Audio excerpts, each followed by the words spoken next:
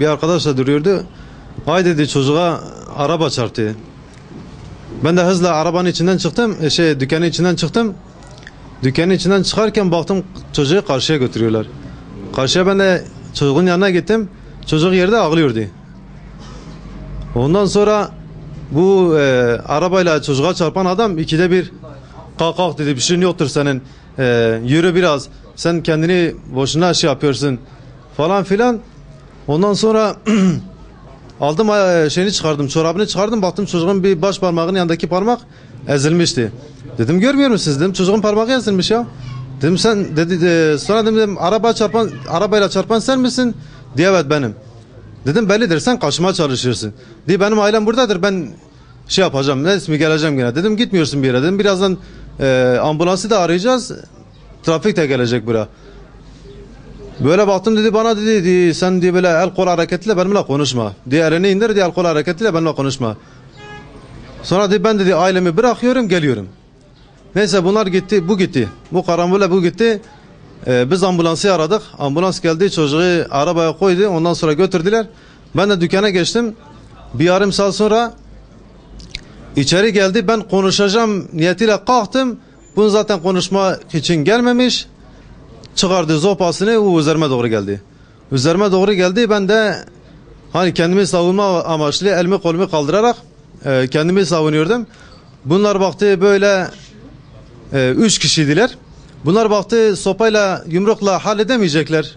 Bir şey yapamayacaklar. Ne yapalım dediler. Çıkardılar hemen. Bir tanesi kuru sıkıyı çıkardı. 3-4 el karın tarafıma doğru ateş etmeye başladı. Ben baktım kuru sıkıdır. Tam üzerine giderken diğerleri gerçeğini çıkardı. İçeride bir tane çocuk vardı, bir tane de yetişkin müşteri vardı. Kurşunlardan bir tanesi tam benim sağ tarafımdan geçti, zaten görüntülerde de vardı. Ondan sonra bir tanesi de kapıdan değmişti. Bunlar 3-4 el ateş ettikten sonra kaçma başladılar. Ondan sonra aradan 3-5 dakika sonra polis geldi. Bir tane arkadaşımız polisi aradı. Polis geldi. İçeri girdi. Selamun aleyküm, aleyküm selam. Toprağım diye geçmiş olsun, sağ olun dedim. Bir şeyin var mı? Dedim elhamdülillah hani bir şeyimiz yok. Ambulansı gönderir mi dedi. Dedim hani gönderin. Dedim benim şu an bir şeyim yoktur, yaralı falan değilim. Dedi tamam o zaman ben ambulansı gönderiyorum. Tamam. Dedi zaten sen de şikayetçi değilsin. İyi akşamlar diliyorum. Böyle durdum, şok oldum. Hani polis nasıl bu bana gerçek silahlarla ateş ediler.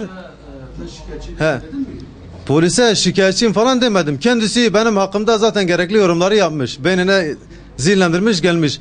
Tabii benim bu aklıma da bu geldi. Acaba bunlar birlikte mi çalışıyorlardı? Neydi? Bunlar üstünü kapatmaya mı çalışıyorlardı bu kadar duyarsızlık? Sonra ben böyle adama şok olmuş gibi bakarken adam dışarı çıktı, kalabalığı görünce yapacak bir şey yok. Biz bunun ifadesini alalım en iyisi. Ondan sonra baktı hani olacağı yok. İfade almak zorunda kaldı. Sonra çektiler arabanın içine.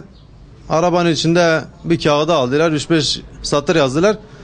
Tamam dediler. O çekip gittiler. Ben